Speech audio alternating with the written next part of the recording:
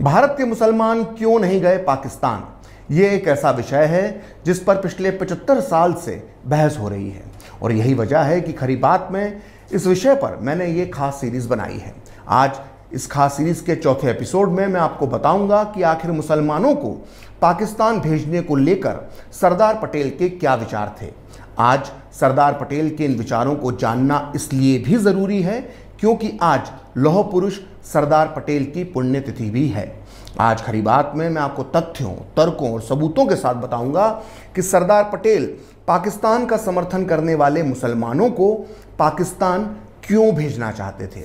आज मैं आपको ये भी बताऊंगा कि सरदार पटेल को मुसलमानों की देशभक्ति पर शक क्यों होता था और अपनी इस बात को साबित करने के लिए मैं आज सहारा लूंगा सरदार पटेल के उन 4 ऐतिहासिक भाषणों का जो उन्होंने आज़ादी के ठीक बाद संविधान सभा, राजकोट, लखनऊ और कलकत्ता में दिए थे।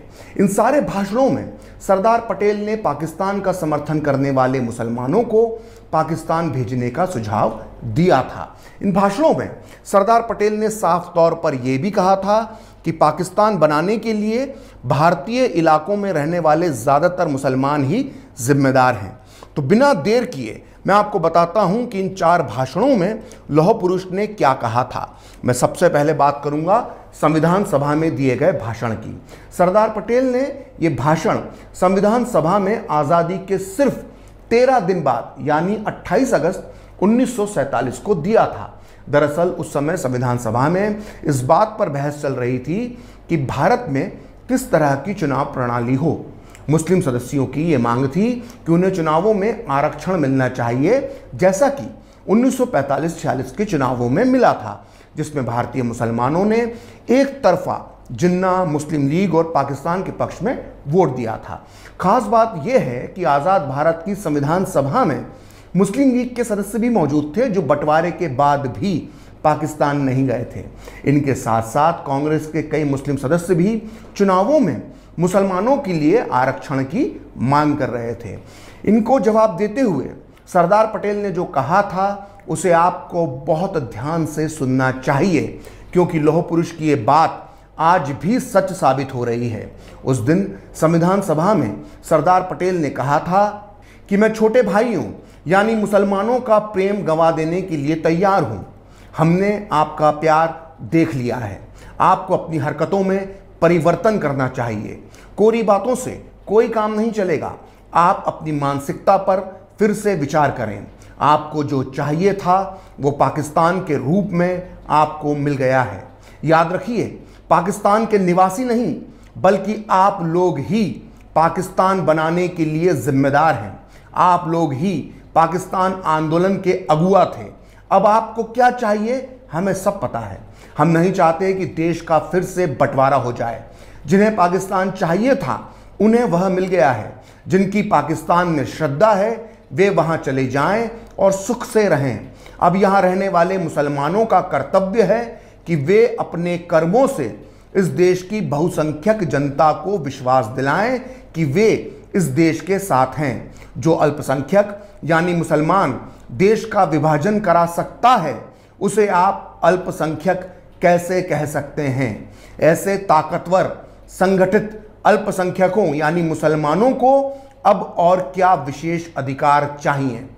तो सुना आपने कितने कठोर शब्दों में सरदार पटेल ने पाकिस्तान परस्त मुसलमानों को पाकिस्तान जाने की नसीहत दी थी। सोचिए, आज की तारीख में कोई नेता इस तरह की बात बोल दे तो पूरे वामपंथी, कांग्रेसी और जिहादी हाथ धोकर उसके पीछे पड़ जाएंगे। खैर, अब बात करते हैं सरदार पटेल के एक और विस्फोटक भाषण की जो उन्होंने 12 नवंबर 1947 को गुजरात के राजकोट में दिया था।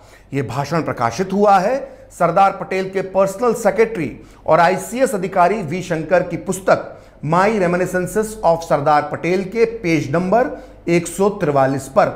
उस दिन सरदार पटेल ने गुजरात के मुसलमानों को आईना दिखाते हुए कहा था कि मुझे याद है कि किस तरह से काठियावाड़ के मुसलमानों ने द्विराष्ट्र सिद्धांत यानी 2 नेशन थियरी का समर्थन करते हुए मुस्लिम लीग के प्रोपेगेंडा में अपना योगदान दिया था और वो अब भी मुस्लिम लीग की राजनीति में हिस्सा ले रहे हैं।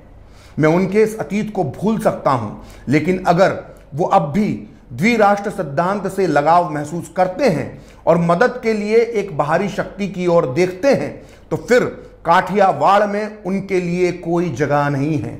इस दोहरी वफादारी को खत्म करने के लिए ही हम पाकिस्तान बनाने पर सहमत हुए थे, ताकि जो लोग अपने धर्म के लोगों के साथ रहना चाहते हैं उन्हें एक जगह मिल सके और वहां वो अपने धर्म को आगे बढ़ा सकें।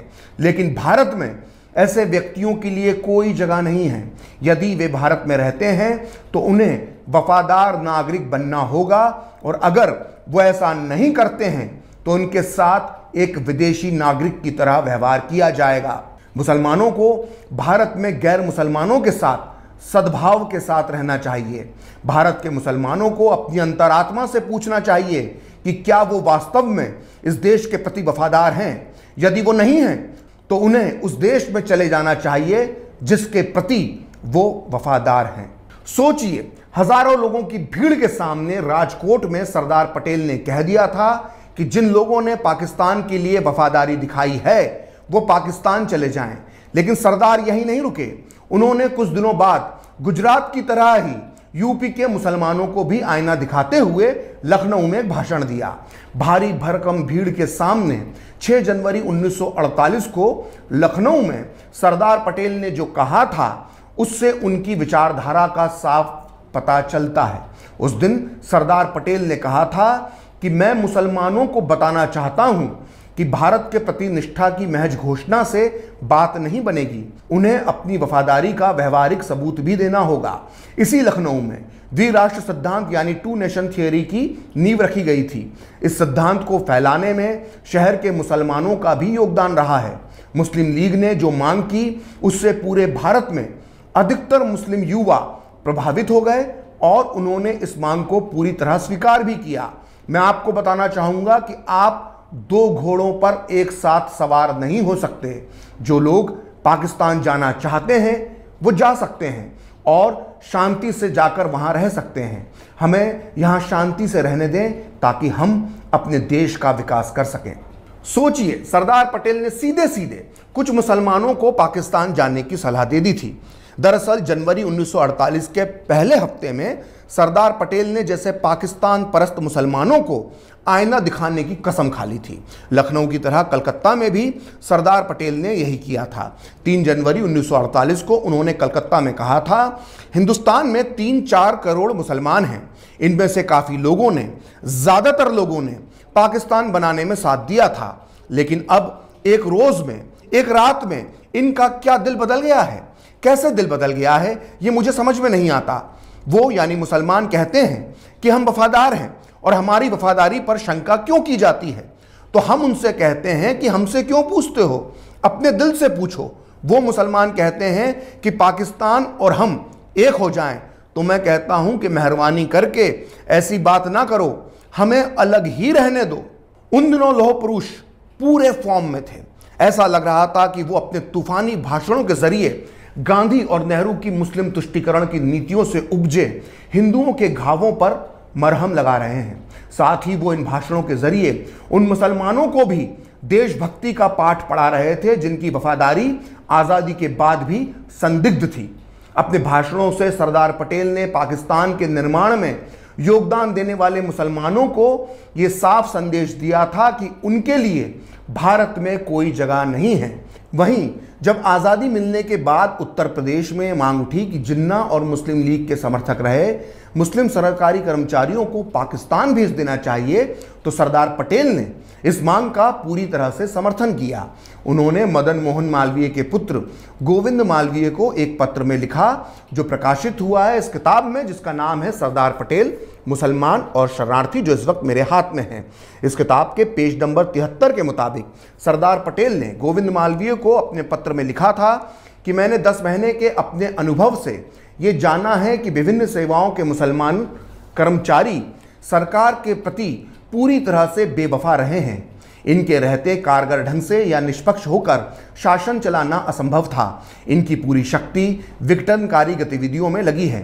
ये लोग नियम तोड़ने से भी नहीं डरते। इसलिए हम इस बात पर ध्यान दे रहे हैं कि नौकरियों में मौजूद ऐसे सभी तत्व पाकिस्तान चले जाएं।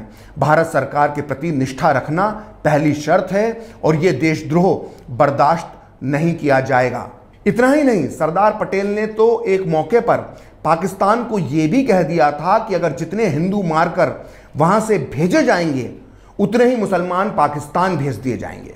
असल में 1948 के अक्टूबर-नवंबर में जब पूर्वी पाकिस्तान, जो आज का बांग्लादेश है, उसमें जब हिंदुओं का कत्लेआम अपने चरम पर था, तब सरदार पटेल ने 4 नवंबर 1948 को नागपुर में एक ऐतिहासिक भाषण दिया था और यह भाषण प्रकाशित हुआ है इस पुस्तक में, जिसका नाम है सरदार पटेल और भारत विभाजन। इस पुस्तक के पेज नंबर 238 के मुताबिक सरदार पटेल ने पाकिस्तान को चेतावनी देते हुए उस दिन कहा था कि यदि पाकिस्तान अपने अल्पसंख्यकों यानी हिंदुओं को खदेड़ता रहा तो उसे भारत से भी उतने ही मुसलमानों को अपने यहां अपनाना होगा, या फिर इतने सारे बेघर हिंदुओं को बसाने के लिए पाकिस्तान हमें अपने हिस्से की जमीन दे, और अगर ये दोनों शर्तें मंजूर नहीं हैं तो भारत जो जरूरी समझेगा वो कार्रवाई करने के लिए आजाद है। आखिर सरदार पटेल मुसलमानों को पाकिस्तान भेज देने की कठोर नीति पर क्यों चलना चाहते थे? इस सवाल का जवाब जानने के लिए हमें उनके सेक्रेटरी रहे वी शंकर के विचारों को जानना बहुत जरूरी है। वो अपनी पुस्तक my reminiscences of Sardar Patel के पेज नंबर 158 पर लिखते हैं कि सरदार पटेल ये सोचते थे कि भारत की एकता और अखंडता के लिए जरूरी है कि उन मुसलमानों को जाने से ना रोका जाए जिन्होंने अपनी वफादारी पाकिस्तान के साथ दिखाई है, ना ही ऐसे मुसलमानों को वापस भारत आने दिया जाना चाहिए। ऐसा नहीं है कि सरदार पटेल मुसलमानों से नफरत करते थे, बल्कि आज़ादी के बाद जब देश में दंगे भड़के तो उन्होंने गृह मंत्री होने के नाते मुसलमानों की सुरक्षा का पूरा ख्याल रखा। लेकिन साथ ही उनका यह स्पष्ट मानना था कि जिन मुसलमानों ने मुस्लिम लीग और पाकिस्तान का समर्थन किया है उन्हें पाकिस्तान चले जाना चाहिए। इस मुद्दे को लेकर सरदार पटेल और महात्मा गांधी के बीच जबरदस्त टकराव भी हुआ था। क्या था वो टकराव, जानने के लिए इंतजार कीजिए इस सीरीज के 5वें भाग का। फिलहाल खरी बात के इस एपिसोड में इतना ही।